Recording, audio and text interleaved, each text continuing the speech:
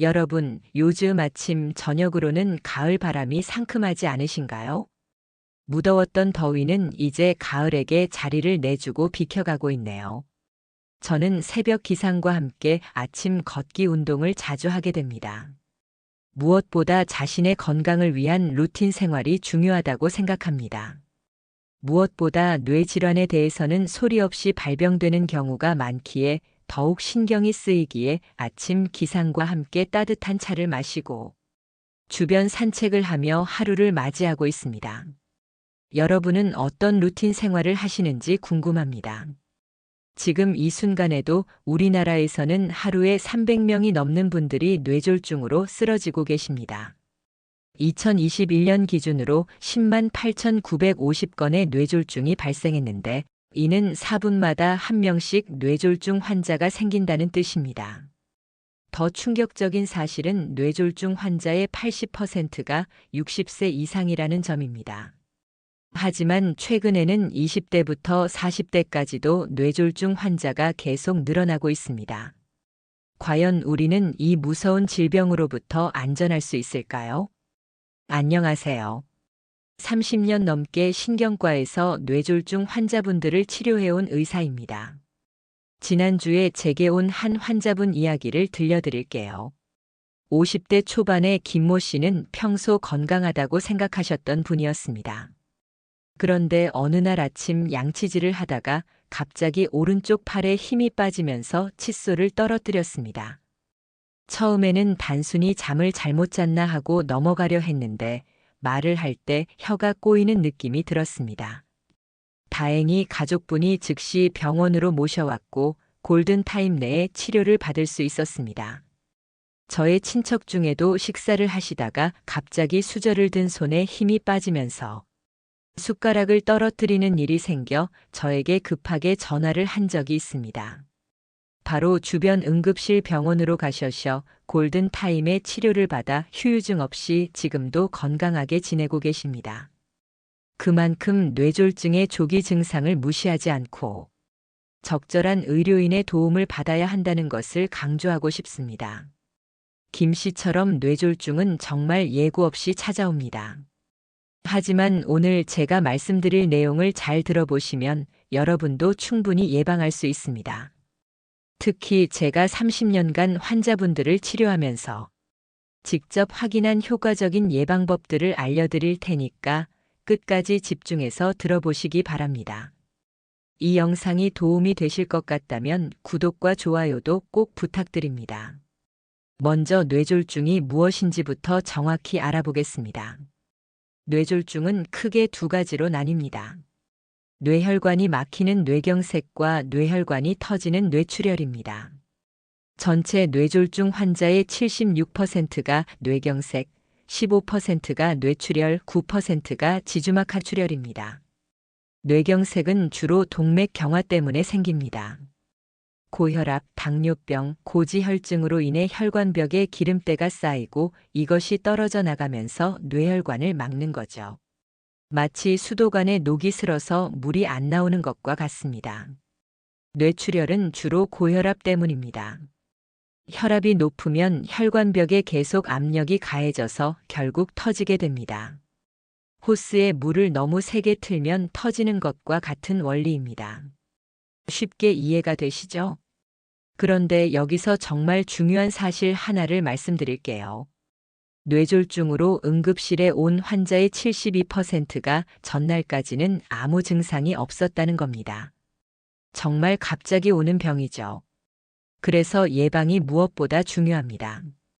이제 뇌졸중의 전조 증상에 대해 말씀드리겠습니다. 이 5가지 증상은 반드시 기억해 두세요. 첫 번째, 갑작스러운 한쪽 팔다리 마비입니다. 양손을 앞으로 뻗어보세요. 한쪽 팔이 자꾸 아래로 떨어진다면 위험 신호입니다. 걸을 때 한쪽 다리가 끌린다면 더욱 조심해야 합니다. 두 번째, 발음장애입니다. 갑자기 혀가 꼬이거나 말이 어눌해집니다. 간단한 테스트로 맘마, 랄라, 가가를 발음해 보세요.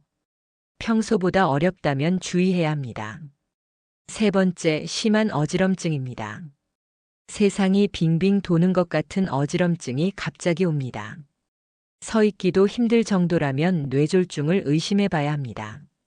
네 번째, 시야 장애입니다. 갑자기 한쪽 눈이 안 보이거나 물체가 두 개로 보입니다. 마치 커튼을 친 것처럼 시야의 일부가 가려집니다. 다섯 번째, 안면마비입니다. 웃을 때 한쪽 입꼬리가 올라가지 않거나 입술을 오므릴 때 한쪽이 잘 움직이지 않습니다. 여기서 절대 놓치시면 안 되는 점이 있습니다. 이런 증상들이 나타났다가 저절로 사라지는 경우가 있어요. 아, 괜찮아졌네 하고 넘어가시면 절대 안 됩니다. 이건 몸에서 보내는 마지막 경고 신호입니다. 의학적으로는 일과성 뇌허혈 발작이라고 하는데, 이런 경고 증상을 겪은 분들 중 48시간 내에 큰 뇌졸중이 오는 경우가 많습니다. 증상이 사라졌다고 안심하지 마시고 즉시 병원에 가세요. 저에게 치료를 받던 분은 말이 좀 어눌함을 인지를 하였지만 심하지 않고 조금 시간이 지나니 완화되는 느낌을 받아 내일 날이 밝으면 병원에 가리라 생각하고 그냥 주무셨다고 해요. 그런데 여러분 아세요? 이분은 그 다음날 병원에 오시는 바람에 골든타임을 놓치고 반신마비 증상이 와서 결국엔 긴 재활치료 시간을 가지면서 어려운 생활을 하고 계십니다. 제가 치료했던 박모 씨도 그런 경우였습니다. 60대 중반이신 분인데 어느 날 아침 갑자기 오른쪽 팔에 힘이 빠졌습니다. 그런데 10분 정도 지나니까 괜찮아졌어요. 가족들이 병원에 가자고 했지만 괜찮다, 괜찮다 하시면서 미루셨죠. 그런데 이틀 후에 큰 뇌경색으로 쓰러지셨습니다. 다행히 치료는 잘 되었지만 만약 첫 번째 증상 때 병원에 오셨다면 예방할 수 있었을 겁니다. 뇌졸중이 의심되면 119에 즉시 신고하세요. 뇌경색의 경우 증상 시작 후 3시간 내에 병원에 도착해야 혈전용해제라는 특별한 약을 쓸 수 있습니다. 이 약은 막힌 혈관의 피떡을 녹여주는 약입니다. 늦어도 6시간 내에는 도착해야 다른 특별한 치료를 받을 수 있어요. 시간이 정말 생명인 병입니다. 즉 골든타임을 지키셔야 합니다. 아마도 여러분의 이야기가 될 수도 있고 주변 친구나 가족에게도 일어날 수 있는 일들입니다. 저의 이야기가 여러분과 주변에 도움이 될 것입니다. 구독과 좋아요를 누르시면 더 많은 분들에게 정확한 의학 정보를 전해드릴 수 있도록 꼭 눌러주세요. 제가 앞으로 더 많은 의학 정보를 전달하는 데도 도움이 된답니다. 이제 뇌졸중의 원인에 대해 자세히 알아보겠습니다.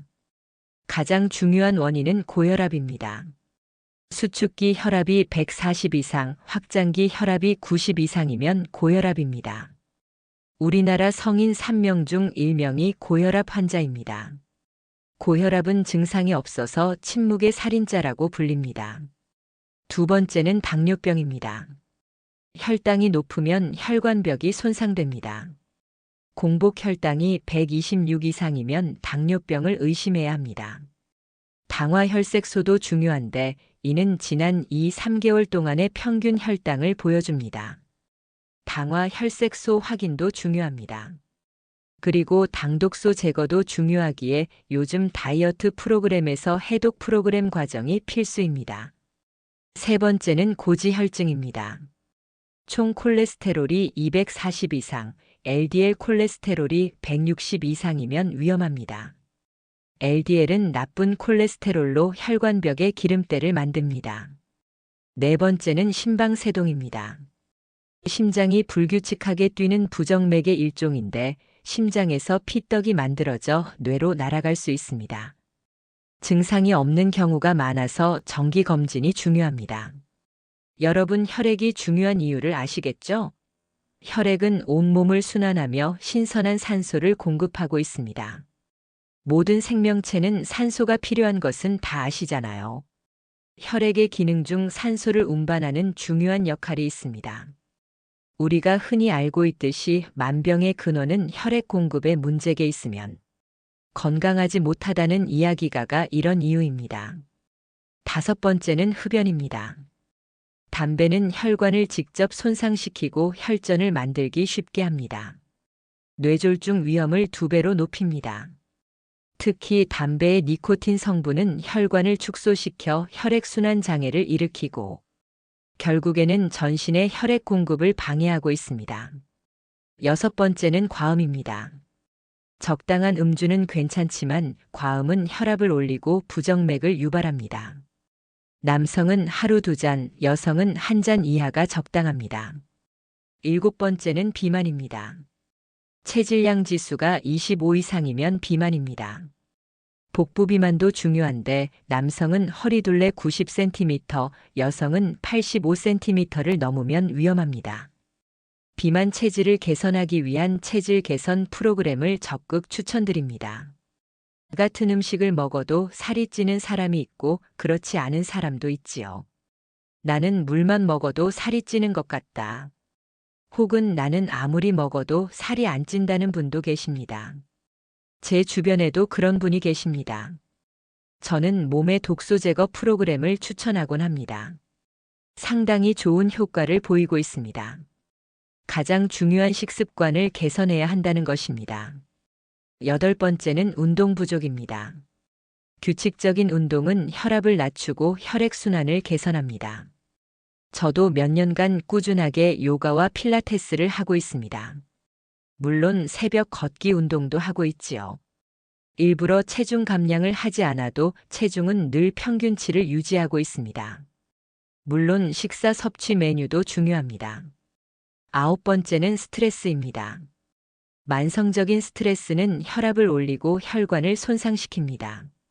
스트레스를 받은다는 것은 곧 신경과 연결되어 있기에 긴장된 상태에서는 소화도 잘 안 되는 경우가 많지요.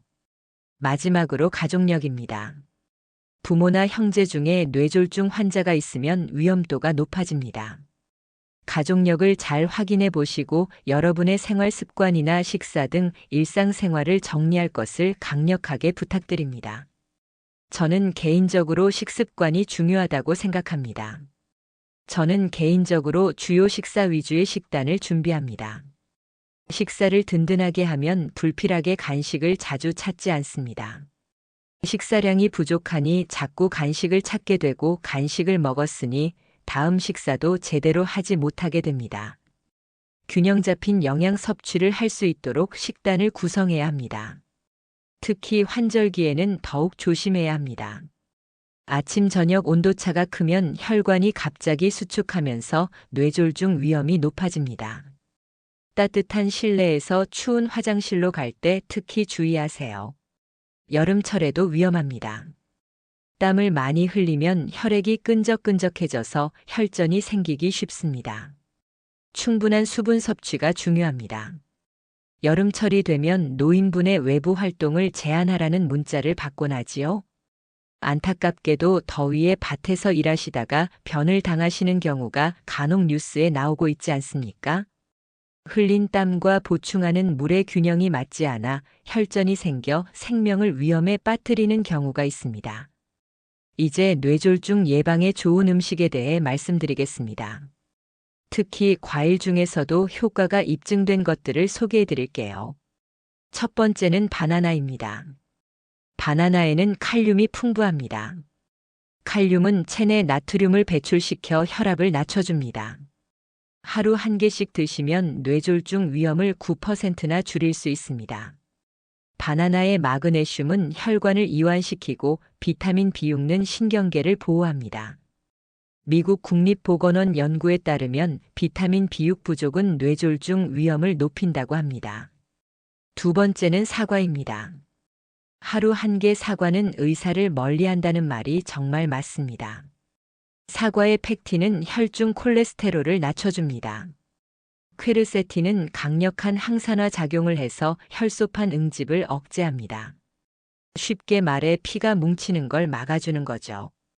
네덜란드 연구에 따르면 사과와 배 같은 하얀 속살 과일을 즐겨 먹는 사람은 뇌졸중 위험이 현저히 낮았습니다. 세 번째는 블루베리입니다. 작지만 강력한 슈퍼푸드입니다. 안토시아닌이라는 성분이 뇌혈관의 염증을 줄이고 혈관 내피세포 기능을 개선합니다. 혈압을 안정화시키는 효과도 있어요. 하버드 연구에 따르면 일주일에 2번 이상 블루베리를 먹는 여성들은 기억력 감퇴가 2년 반 정도 늦춰졌습니다. 네 번째는 배입니다. 배는 수분이 85% 이상이어서 혈액 점도를 낮춰줍니다. 혈액이 끈적끈적한 걸 묽게 해주는 거죠. 루테올린이라는 성분이 항산화 작용을 해서 뇌혈관 염증을 완화시킵니다. 노인분들도 부담 없이 드실 수 있어요. 제가 치료한 최모 할머니는 80대 초반이신데 고혈압과 당뇨가 있으셨습니다. 처음 오셨을 때 혈압이 180 넘게 나왔어요. 약물 치료와 함께 식단 조절을 권했는데 특히 매일 사과 반 개와 바나나 한 개를 드시도록 했습니다. 3개월 후에 오시니까 혈압이 130대로 떨어졌어요. 할머니가 눈물을 글썽이며 말씀하시더라고요. 선생님 덕분에 손자 결혼하는 것까지 볼 수 있을 것 같다고 하시며 동네 마을 회관에서 얼마 남지 않은 이웃들과도 좋은 시간 보낼 수 있다고 좋아하시던 그 모습이 생각나네요. 이런 순간을 생각하면 제가 의사라는 직업을 선택한 것에 큰 보람을 느낍니다. 저도 나이 들어가며 누군가에게 좋은 영향을 미칠 수 있다는 것이 정말 뿌듯합니다. 5번째는 견과류입니다. 호두, 아몬드, 잣 등에는 불포화 지방산이 풍부합니다. 특히 호두의 알파리놀렌산은 혈압을 낮추고 동맥을 보호합니다. UCLA 연구에 따르면 호두를 많이 섭취하는 것과 인지력 향상 사이에 연관성이 있었습니다. 하루 한 줌 정도가 적당합니다. 6번째는 등푸른 생선입니다. 고등어, 삼치, 꽁치, 정어리에는 오메가3 지방산이 풍부합니다. 이 성분은 혈압을 낮추고 콜레스테롤을 조절하며 혈전 형성을 방지합니다. 일주일에 2번 이상 드시는 걸 권합니다. 개인적으로 제가 거주하고 있는 곳에 두 부부가 오랫동안 운영하는 생선 구이집이 있어요. 소박한 밥상이지만 생선 구이만큼은 최고입니다. 일주일에 1~2번 정도 들려 생선 구이로 식사를 하곤 합니다. 그러면서 오랫동안 함께한 이야기과 마을을 변천사를 이야기하곤 합니다. 이웃과 음식을 나누고 이야기를 나누는 정겨운 생선집이랍니다. 혈압 관리의 핵심은 싱겁게 먹는 것입니다. 우리나라 사람들의 평균 염분 섭취량은 15g이 넘습니다. 세계보건기구에서 권장하는 하루 5g보다 3배나 많습니다. 국과 찌개 국물을 줄이고 젓갈이나 장아찌는 피하세요. 대신 칼륨이 많은 채소와 과일을 충분히 드세요. 그래서 식사 습관이 중요하다는 것입니다. 저도 요즘은 양념을 많이 하지 않고 원재료 위주로 식사를 하려고 노력하고 있어요. 식감도 좋고 아니면 간단하게 들깨 가루나 들기름으로 양념을 해서 먹곤 합니다. 지금까지의 이야기가 유용하셨다면 구독과 좋아요로 응원해주세요. 더 많은 건강 정보를 전해드릴 수 있답니다. 운동도 매우 중요합니다. 규칙적인 운동은 혈압을 낮추고 체중을 줄이며 스트레스를 해소합니다. 뇌졸중 위험을 3배나 줄일 수 있어요. 가장 좋은 운동은 유산소 운동입니다. 걷기, 조깅, 자전거 타기, 수영이 대표적입니다. 일주일에 3~4회 이상, 한 번에 30분 이상 하는 것이 좋습니다. 운동 강도는 숨이 약간 찰 정도가 적당합니다. 처음부터 무리하지 말고 낮은 강도로 시작해서 점차 늘려가세요.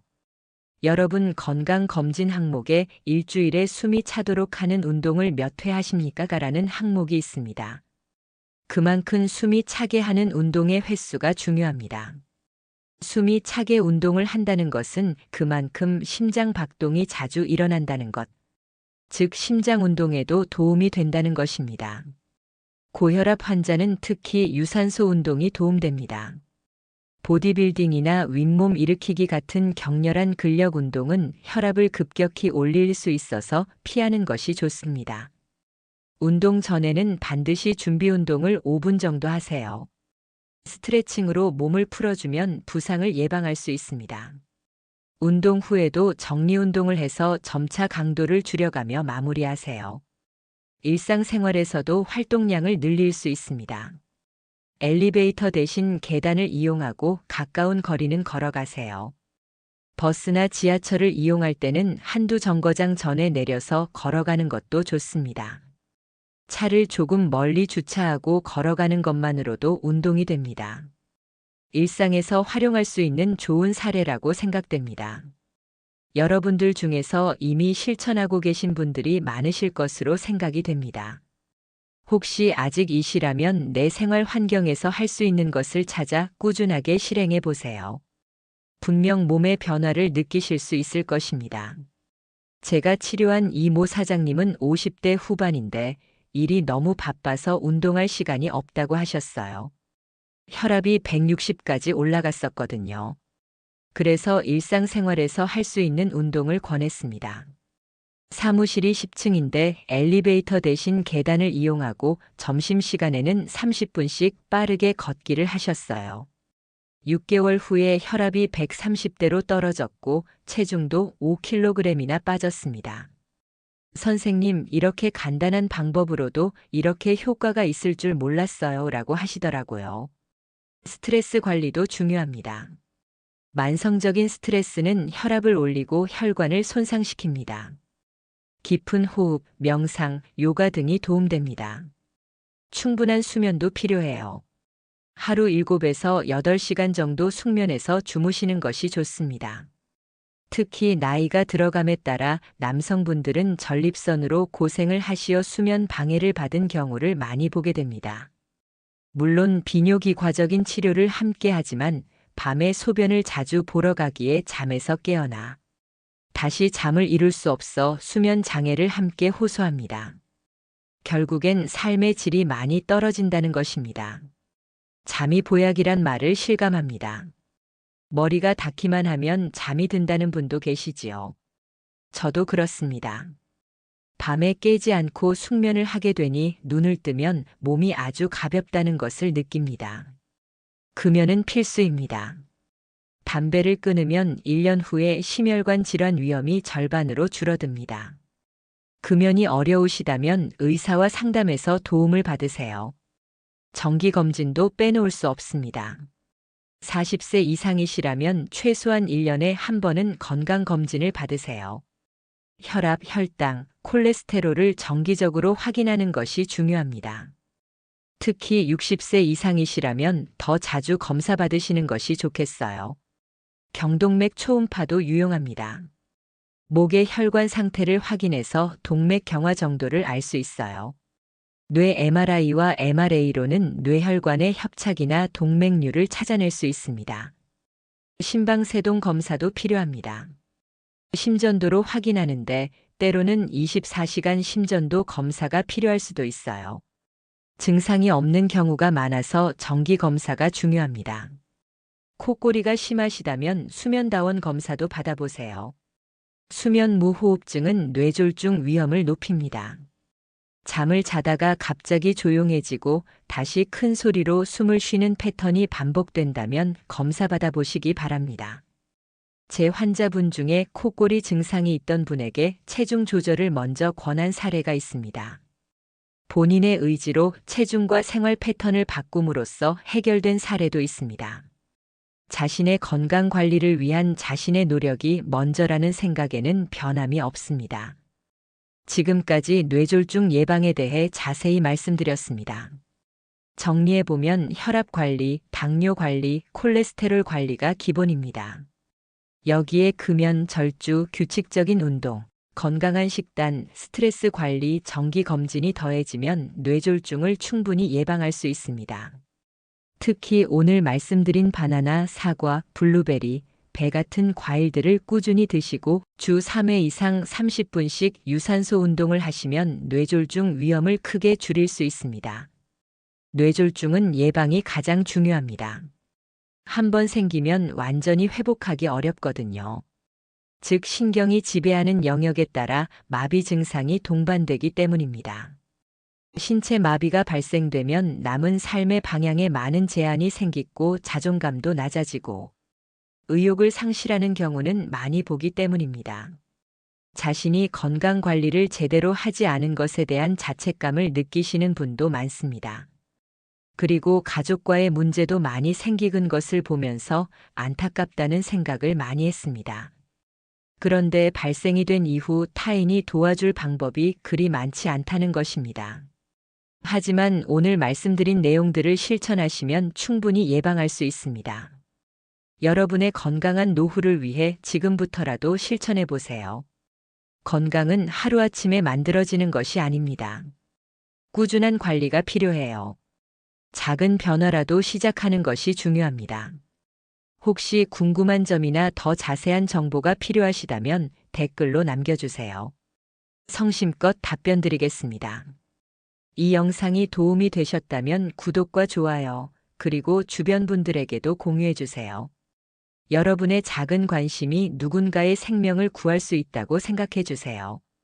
건강하고 행복한 하루 보내세요. 감사합니다.